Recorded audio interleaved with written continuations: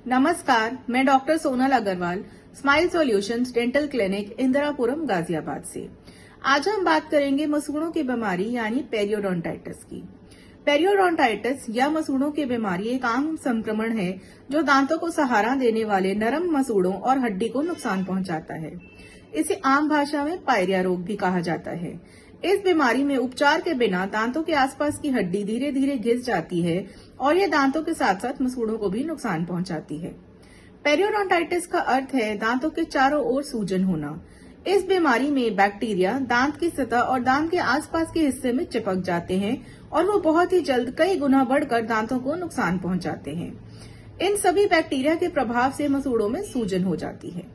Periodontitis उन लोगों में होता है जो साधारण मसूड़ों की तुलना में पेरियोडोंटल टिश्यू के बहुत गंभीर संक्रमण के प्रति संवेदनशील होते हैं, जैसे कि gingivitis, diabetes type 1, down syndrome, Crohn's disease, leukopenia और एड्स के साथ साथ कई रोगों और विकारों की वजह से भी पेरियोडोंटाइटिस हो सकता है। धूम्रपान से, विटामिन सी की कमी यानी स्कर्वी से और भावनात्मक तौर पर परेशान होने पर भी पेरियोडोंटाइटिस हो सकता है। तो पेरियोडोंटाइटिस होता क्या है? पेरियोडोंटाइटिस या पायरिया या मसूड़ों की बीमारी दांत के आसपास के क्षेत्र को प्रभावित करती है, जिसमें हड्डी और मसूड़े भी शामिल हैं। यह तब होती है जब बैक्टीरिया और प्लाक दांतों के चारों ओर जमा हो जाते हैं और प्रतिरक्षा प्रणाली एक प्रतिक्रिया शुरू कर सकती है।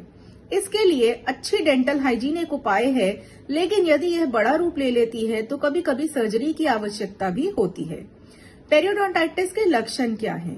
पेरियोडोंटाइटिस या पायरिया के मुख्य लक्षणों में से एक है जैसे मसूड़े पीछे हटते हैं, दांत लंबे दिखने लगते हैं। कई बार दांतों के बीच गैप भी दिखाई दे सकता है। इसके अलावा मसूड़ों में सूजन और मसूड़ों से खून आना भी एक लक्षण है। मसूड़ों का रंग ज्यादा लाल या बैंगनी दिख सकता है। दांतों में ब्रश करते समय या कुछ खाते समय दर्द हो सकता है। दांतों के बीच दिखाई देने वाली अतिरिक्त जगह भी बढ़ सकती है और दांतों और मसूड़ों के बीच पस होना या मुंह से सांस का बदबू आना भी एक लक्षण है।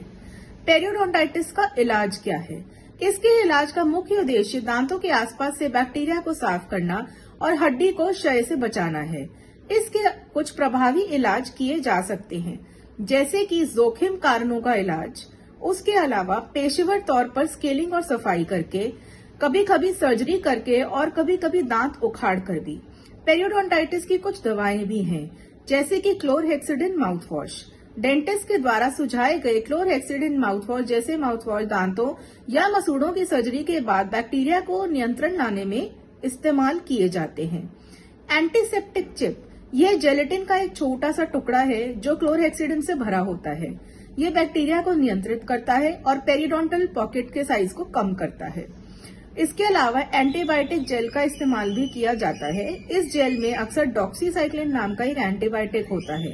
यह मसूड़ों में बैक्टीरिया को नियंत्रित करने और पेरियोडोंटल पॉकेट्स को सिकोड़ने में मदद करता है। इसे अक्सर स्केलिंग और रूट प्लेनिंग के बाद मसूड़ों में रखा जाता है।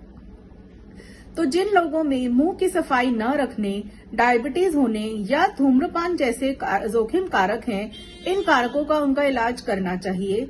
जोखिम कारकों के इलाज से पेरियोडोंटाइटिस के दांतों के डॉक्टर के इलाज की सफलता की दर बढ़ जाती है। उपयुक्त सभी बातों का ध्यान रखते हुए यदि आप अपने दांतों की उचित देखभाल करते हैं तो अपने दांतों में होने वाली इस बीमारी यानी पेरियोडोंटाइटिस से बचाव करके दांतों और मसूड़ों को स्वस्थ बनाए रखते हैं। ज्यादा जानकारी के लिए अपने डेंटिस्ट से संपर्क करें।